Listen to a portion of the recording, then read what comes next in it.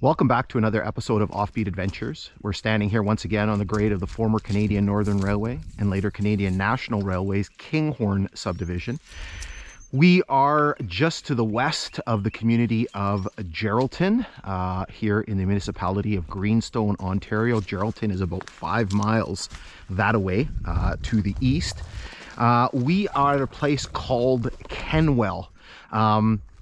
I'm going to talk a little bit about this in a second. But basically you can see there's a road access here. You can see kind of there's an open area here. We have to kind of get going with this right off the hop because Kenwell is kind of a place of significance on this line. So let's start a little, well, actually, talk a little bit about what's going on first. So we're picking up right where we left off on a previous hike.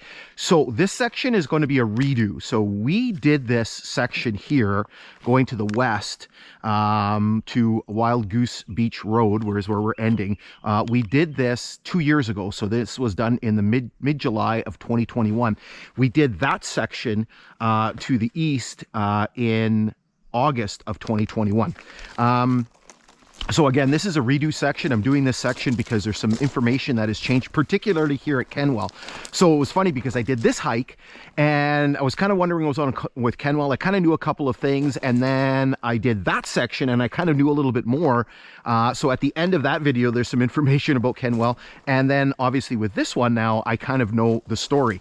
So when the railway line was being built, which we're going to be talking about in a little bit, there was actually a station that was proposed here named Gory, but it was never constructed. And then what ended up happening was there was a series of gold discoveries all throughout this area, all from Geraldton all the way up to Beardmore, which is, where are we, 26. Beardmore is, you know, another, Beardmore's like at milepost 70, right? So, you know, what, 35 miles or so from here. And so what ended up happening was there was a gold discovery right where that road, so that road goes all the way down to where the highway is today. Basically, there's a compressor station for the natural gas pipeline, and that's why this road sort of still exists. But in 1935, essentially Kenwell shows up on this line as a station with an 8-car spur to serve the gold mine that was over there. There's 2 gold mines, the Bankfield and the Tombill gold mines. And so it was known as Kenwell Station. And then, and this is why I have to read my notes here because everything changes. So in 1939, Bankfield Station, which is over that way, okay, which is just a short distance to the east, was renamed Mackwell, and Kenwell was renamed Bankfield, right? So let's follow the process. Bankfield over there was renamed Mackwell, then Kenwell was renamed Bankfield. And then in 1942, Bankfield was removed as a station, but it still shows up having a spur. And then the spur is removed in 1944. What's interesting is if you actually go on Google and you type in Kenwell, Ontario, it will bring you here, which is the weirdest thing because there's literally nothing here, right? There was that station here for a few years, but so it really does not make any sense. There's no sort of rhyme or reason to that. There's other places that are kind of more significant that don't show up on a Google search, but Kenwell shows up in a Google search.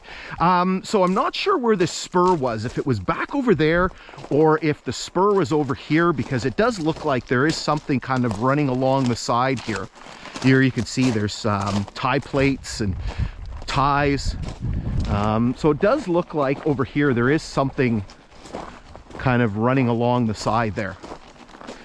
Okay, so what I'll do is we're going to jump on the bike in a second, and I'm just going to keep pointing out what I can kind of see over here. But I'll show you all those timetables.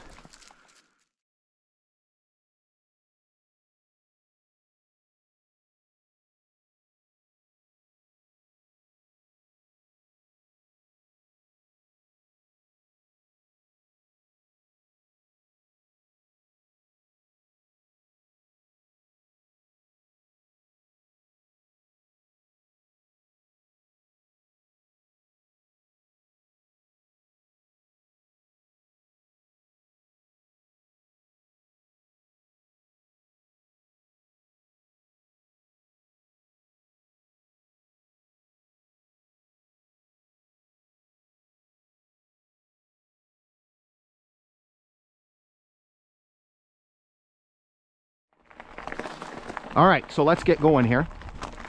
Our hike today is about 3.5 miles, so it's not too bad. It's a beautiful day. My phone is telling me that it's 17 degrees. Let's see what the weather apps do. We get some coverage here.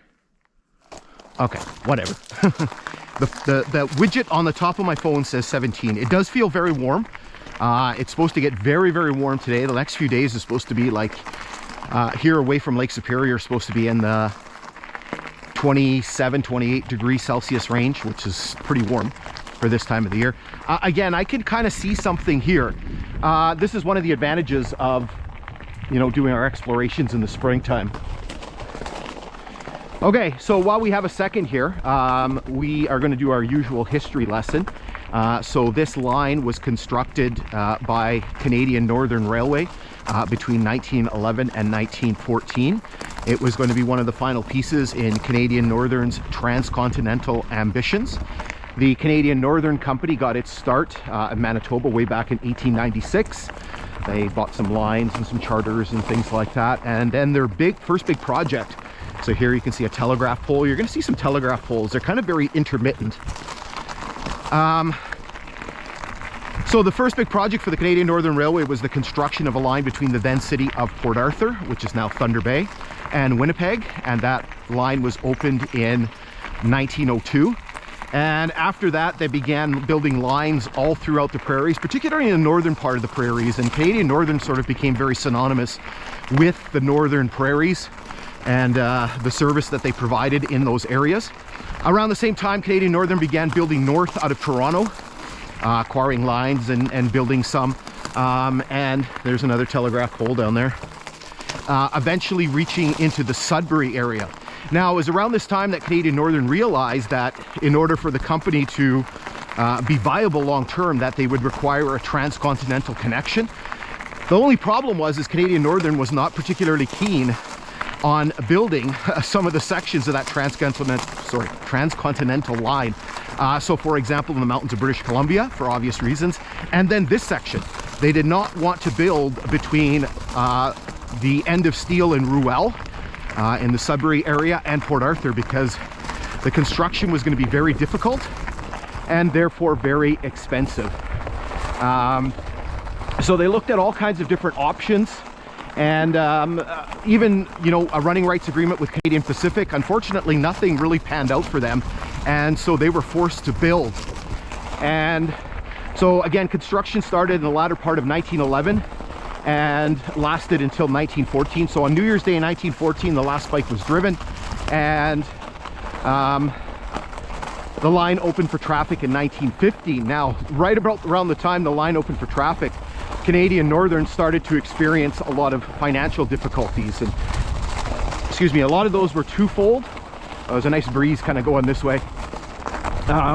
Basically, there was a lot of issues surrounding World War I, and kind of the pressure on financial markets and things like that.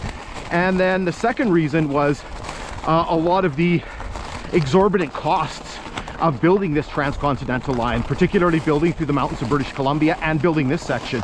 Here's another telegraph pole right there. So by 1917, 2 years later, the Canadian Northern Company, wow, the ballast is bad here. It gets better. By 1917, the Canadian Northern Company was bankrupt and had to be taken over by the Canadian government. I think that's another pole there. And a year later, right at the end of 1918, the Canadian Northern Company was merged or amalgamated, or whatever descriptor that you want to use, with a bunch of other Canadian government-owned bankrupt lines called the Canadian Government Railways. And that merger produced Canadian National Railways. Now, it took until 1923 to finish the nationalization process, because they had to bring in the Grand Trunk lines. Now, in the meantime, this name of this line changed a few times. So originally it had been the Long Lake Subdivision of Canadian Northern Railway, and in 1923 it became the Long Lac Subdivision. And in 1924 the name changed again to the Kinghorn Subdivision, because in 1924 something really significant happened, and that was the opening of a new piece of rail line from Long Lac, which is 26 miles that away to the east, and a place called Makina. And what that did was that linked the Canadian Northern Line with the former National Transcontinental Line. And the reason for CN doing that, it was only a 30-mile distance, but it basically shortened train travel from Toronto to Winnipeg by 100 miles, and the grades were better.